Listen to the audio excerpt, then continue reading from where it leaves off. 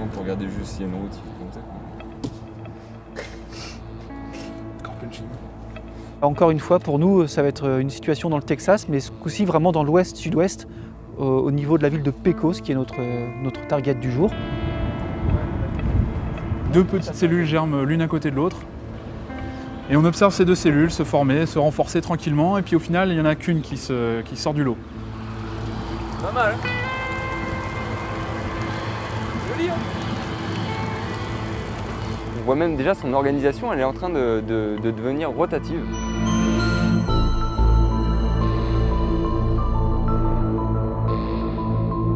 Le nuage mûr qui se forme. Ah ouais, là, elle est parfaite.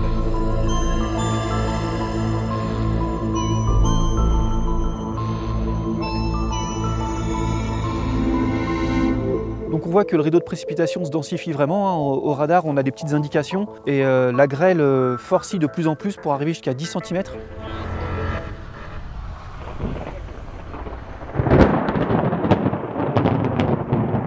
Puis finalement, au radar, ils annonçaient de la grosse grêle. On reste avec de la petite grêle. On se dit qu'il y a anguille sous roche. Encore un orage à la française, quoi.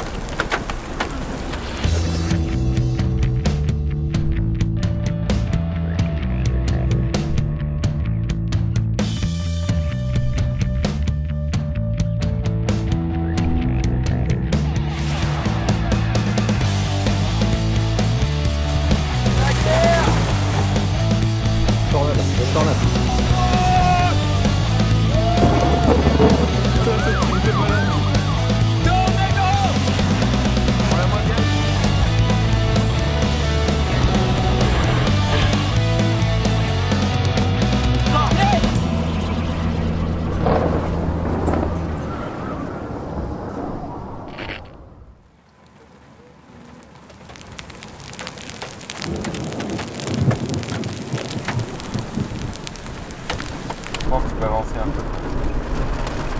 Parce que c'est intéressant là, ça tourne bien. Ouais. Petit à petit, on se rend compte que la cellule elle se développe plus par le sud. Et là, le gros problème, c'est que pour se replacer sur sa base, il faudrait qu'on arrive à franchir ce rideau de grêle.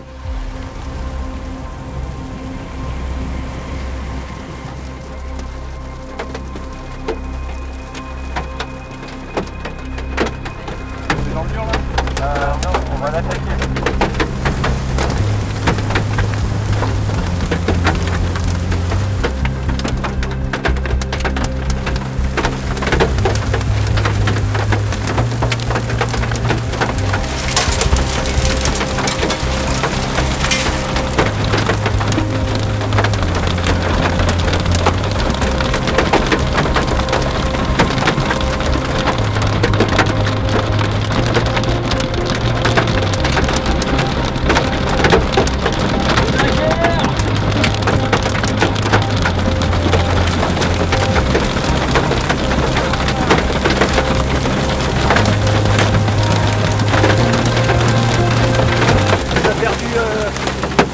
Fahrenheit en 10 minutes, c'est quelque chose d'assez hallucinant quand même.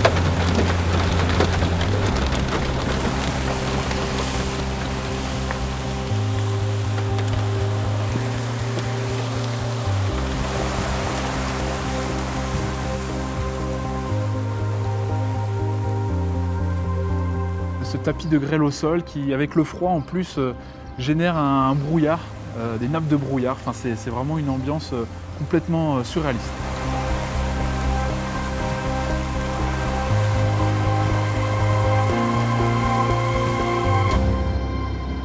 Au moment où on commence tout juste à pouvoir sortir de cette zone de grêle, on s'aperçoit sur le radar qu'un report de tornade vient d'avoir lieu. Ah, il y a eu un report. Ouais. C'est dessus. Bon bah voilà, on a fait une erreur, on a mal estimé le déplacement de l'orage. C'est très important de se parler à ce moment-là, d'essayer d'analyser, parce que ça se répète pendant un séjour d'un mois. Ah putain, Ouais. chier quoi. C'est moi là tout à l'heure, on n'aurait pas dû monter. On aurait dû rester à l'avant. Parce que là, de toute façon, même si on continuait dans la grêle, on passait pas, c'était à ce moment-là. C'était le moment où on était bloqué, on n'avait pas pensé. Non, c'est avant qu'on aurait dû rester au-dessus. Oui, c'est avant. Et c'est surtout le fait que la supercellule est complètement déviée de son flux. En passant d'un flux vers le nord-ouest, elle a complètement bifurqué vers le sud-est. Chose quand même très très rare. Là? Ouais.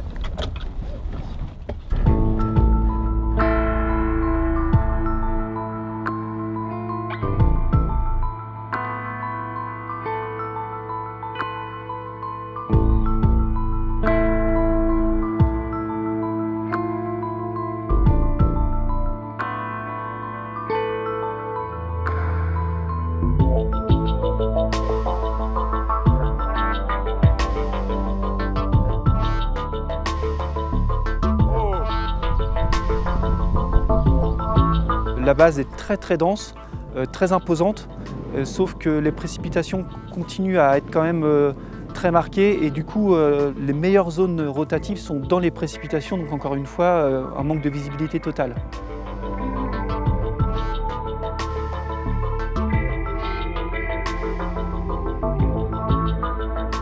C'était pas une chasse finalement si facile que ça, même si l'orage était très lent. Alors à donner un beau spectacle chéronique avec une structure bien marquée.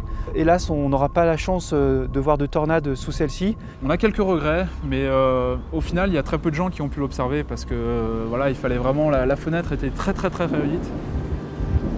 On va essayer d'en tirer une leçon pour la suite et en tout cas d'essayer de toujours se placer dans la zone la plus favorable pour les éventuelles tornades.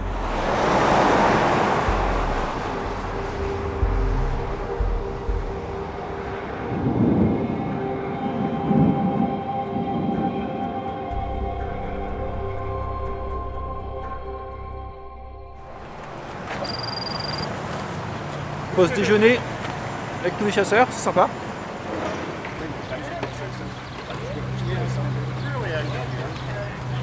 C'est pas une journée annoncée comme exceptionnelle, mais bon voilà, tous les meilleurs sont dans la place, donc c'est encourageant, ça motive. On fait aussi des rencontres sympas, donc c'est cool. Finalement, on va passer une bonne heure sur place à échanger avec tous les chasseurs, donc c'est un bon moment de convivialité, on n'est pas trop dans le stress, tout le monde a l'air confiant sur la zone, donc du coup nous ça nous rassure aussi. Ouais. En fait sur le reste il les fait pas de temps rentrer que ça, ouais, c'est vraiment sur cette partie-là qu'il est. Ouais, bah c'est par ici que ça va prendre attention. Bon, le temps passe un petit peu, on commence à voir les premières enclumes se dessiner sur l'horizon. Des orages se forment en effet assez rapidement le long d'une ligne bien délimitée. Alors aujourd'hui, on se posait la question de savoir quelle cellule aller chercher. Il y a plusieurs cellules qui se sont formées. On a un outil sur le satellite qui nous aide bien, c'est la hauteur des sommets des nuages. Et donc là, on vient de s'apercevoir que c'est la cellule qui est plus au nord, qui est la plus haute, donc c'est celle qui a le plus de puissance pour l'instant.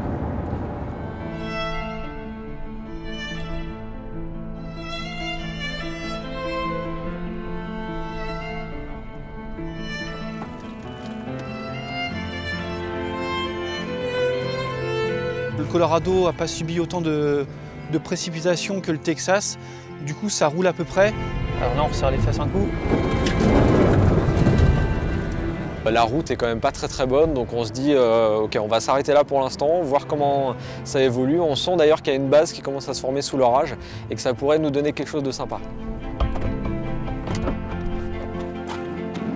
Là on a une cellule qui s'organise vraiment très bien, on voit une belle bande d'afflux, d'ailleurs il y a beaucoup de coups de foudre aussi, ça c'est toujours bon signe.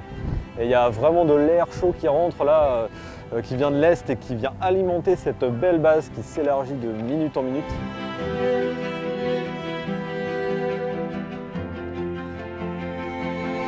Oh, regarde la taille du fractus qui est en train de monter là-bas.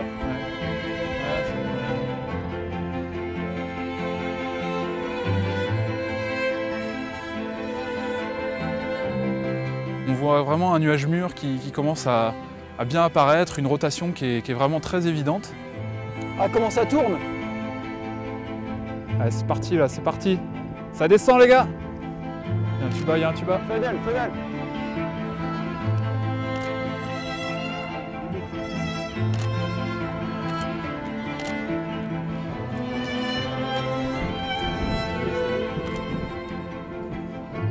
On va la voir les gars.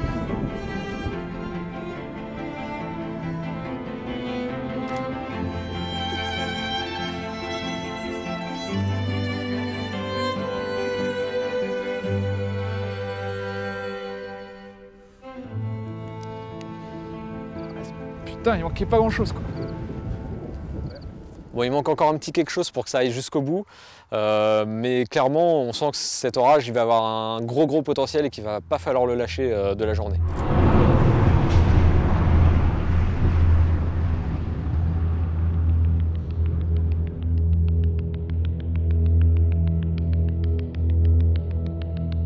La cellule est vraiment très belle, un rideau de précipitation bien bleuté, une structure vraiment gigantesque et on voit que les précipitations commencent à vraiment repasser plus au nord et si on veut garder un œil sur la zone la plus intéressante, il faut que nous aussi on se redécale. Je me demande si on ne devrait pas avancer un peu quand même, pour voir ce qui se passe derrière le rideau de flotte là.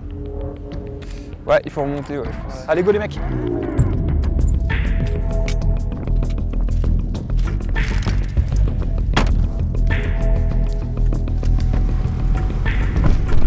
Là, je pense que la tornade, elle va vraiment pas tarder à se poser.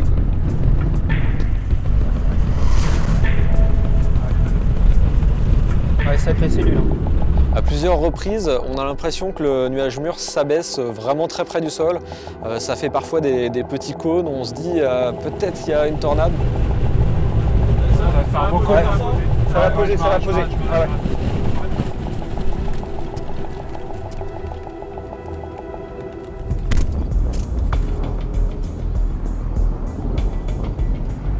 On va y arriver là, c'est pas possible.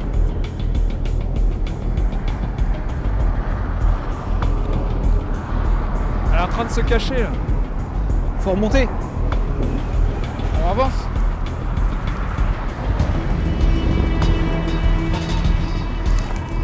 Les précipes arrivent vachement vite.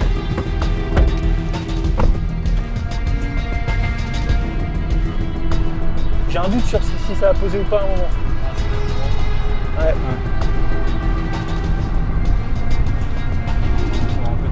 Du coup, on prend vraiment direction de la ville de Lamar. Et là, lorsqu'on regarde le réseau routier, on n'a pas le choix. Faut qu'on repique à l'est à Lamar si on veut continuer à suivre cette cellule. Et du coup, on ne va pas pouvoir voir ce qu'il se passe dans cette zone de rotation. Pour moi, les Rain braquent. Oh, t'as vu le bord de la cellule? Ouais, c'est un monstre. Je vais filmer.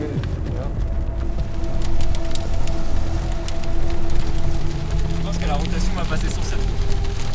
Avant je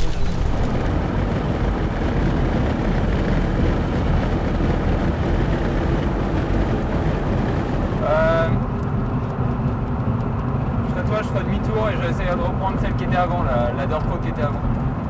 Bah, pourquoi? C'est une route en dur là qu'on va avoir. Celle-là, elle était dans l'axe des précipes. Hein. Comment? Elle était dans... Ici, on était dans l'axe des précipes. Hein. On était dans... Vous voyez, il y avait les précipes.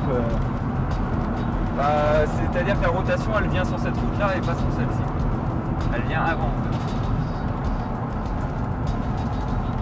Non, mais là, on va trop loin. Hein. On sait bien, mais Bah, putain, pourquoi Vincent, tu on continues, cherche... alors Je te propose une solution alors, putain. Alors, essaye de prendre la Dirt Road. Je voyais des gens faire demi-tour. Sinon, tu t'arrêtes au carrefour, ça ira très bien. Hein. Et ça sert à rien de t'énerver, hein, Tony. Mais non, mais on me dit, ah putain, on va trop loin. Bah oui, je propose une Bah, solution. je t'ai dit depuis 2 fois que je te dis faut s'arrêter, quoi. Mais non, mais personne Ouais. ne propose de route, je suis en train de tout seul en train de regarder les routes. Mais il n'y a pas besoin de descendre au sud. Elle vient sur nous, la rotation.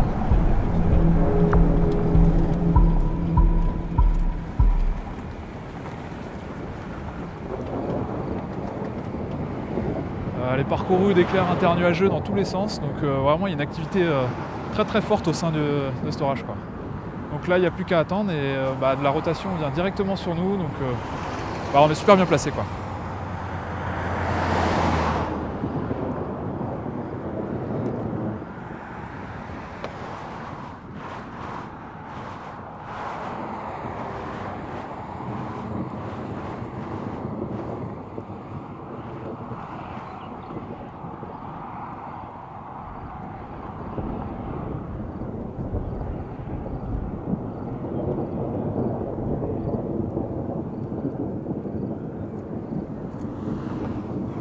On dirait que le rideau de précipe, il est bien plus translucide.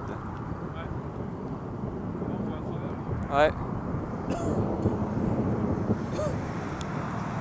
Et l'orage se déplace très lentement, nous laissant tout le loisir d'observer posément son organisation, c'est des phénomènes qui peuvent se produire, que ce soit la foudre et même la grêle, parce qu'on se laissera approcher par le rideau de grêle. Vincent et Tony remarquent des gros cailloux qui tombent par terre. Ça va, 2 cm. 3 cm. 4 cm. Grosse casse. Chris, il y a du gros. Non, ça va, c'est encore potable. Il y en a un 4 cm. Hein. Ok, j'arrive.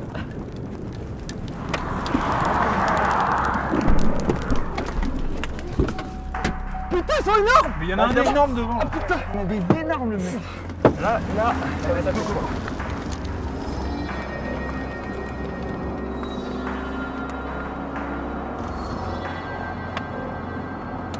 On s'éloigne à nouveau et en se décalant vers l'est, on se rend compte quand même que l'orage s'est un petit peu désorganisé. Plus ça va, plus ça se propage au sud. Alors on se dit, bah, on sait qu'il faut être vraiment sur la partie sud, c'est la partie la plus favorable. Là où l'alimentation humide se fait le mieux. Arrivé sur place, finalement, ça a du mal à prendre en fait, hein. Ça ferme plus une ligne.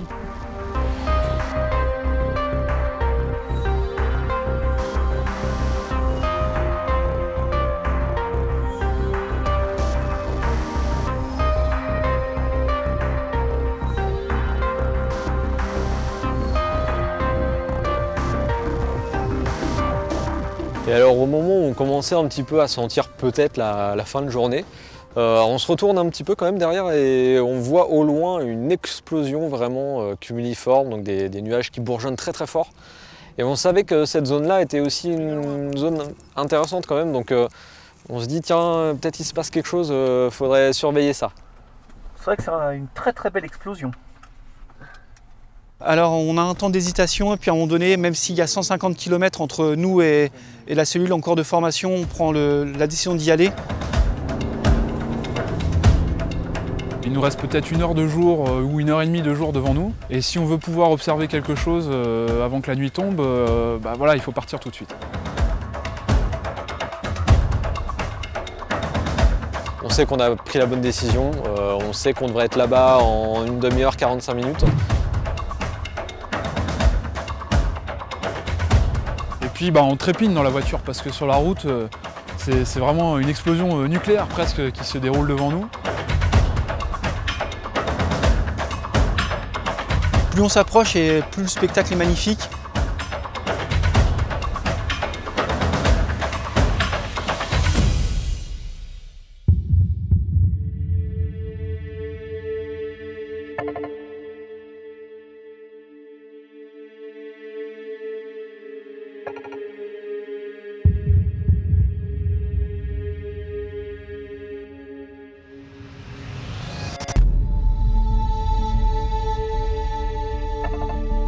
On est enfin au pied de cette nouvelle cellule. Le spectacle est très joli puisqu'il y a un plafond de Mammatus à 180 degrés.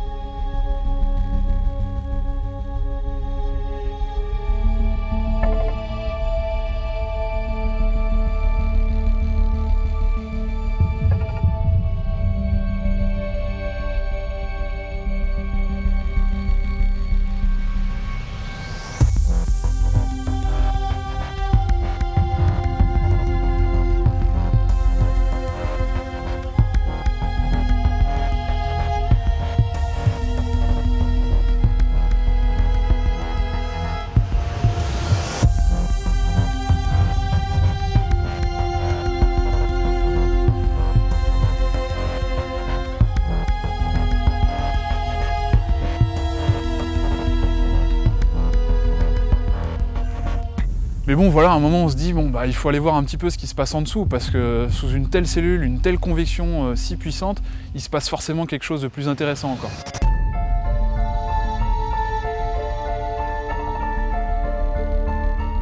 On se précipite sur la zone. Le problème, c'est qu'il commence à faire nuit. On va devoir y aller pas à pas, puisque là, on n'a plus que le radar pour savoir ce qui se passe devant nous. Au radar, d'ailleurs, ça a l'air de s'organiser, de former un très beau crochet. Ça passe d'ailleurs très rapidement en tournée de warning, et nous, on est encore assez loin à l'arrière. Et là, finalement, il n'y a pas le choix. On se retrouve obligé de l'approcher par la bordure ouest, qui est vraiment peu confortable.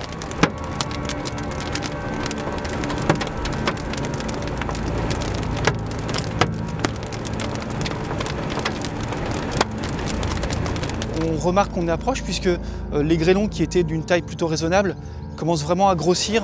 Et du coup, je suis obligé avec Tony de maintenir le pare-brise parce que voilà, c'est vraiment des beaux grêlons qui tombent.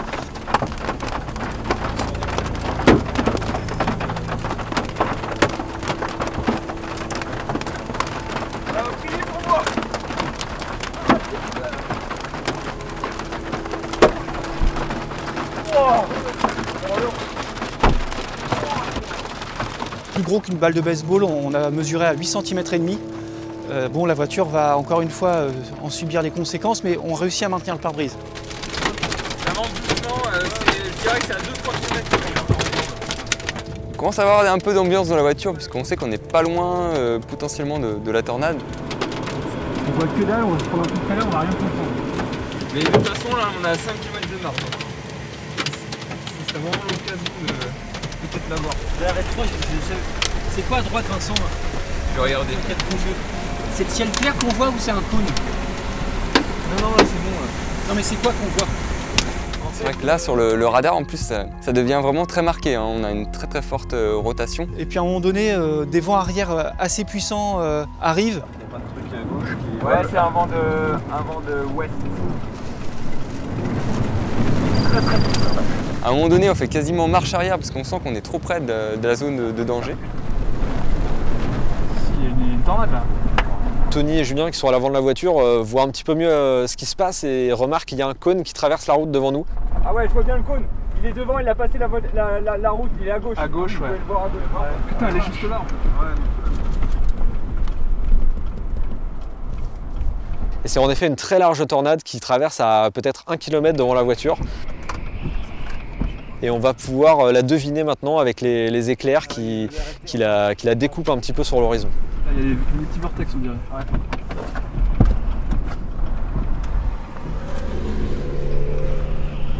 Fais gaffe, hein, faut pas que ça revienne sur nous. Non, mais là, elle est très belle.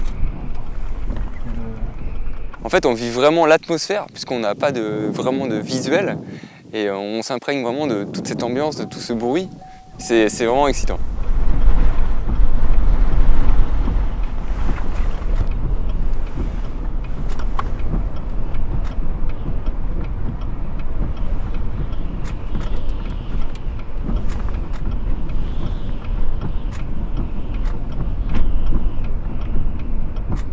Alors très rapidement, elle s'éloigne et puis bon, la nuit ne facilite pas forcément l'observation. On décide de retrouver une route un peu plus loin qui va plein nord.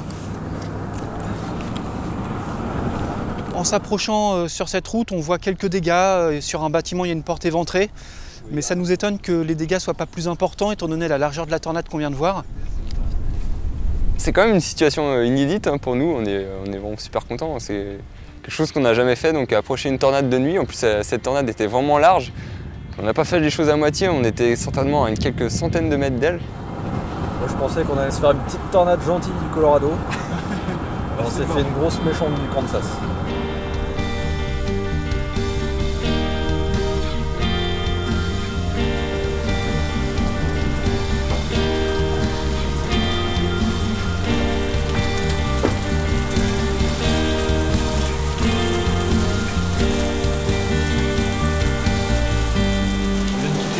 Et là on se fait bouffer par une énorme ligne là. Et, on a eu le temps de récupérer les clés de la chambre et de courir vite fait jusqu'à la chambre et voilà, là c'est le gros déluge dehors.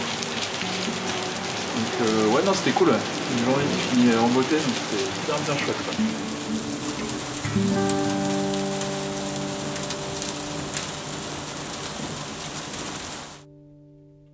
Oula, ça pointe bien là. Ouais. Ça pointe bien les gars. Ça sent la tornade à plein nez. Vas-y, trace, Vincent, trace. Ouais, je trace parce que là, elle est juste devant nous la route. Il y a des débris, il y a des débris. Fais gaffe, Vincent. Ouais, non, c'est bon, je...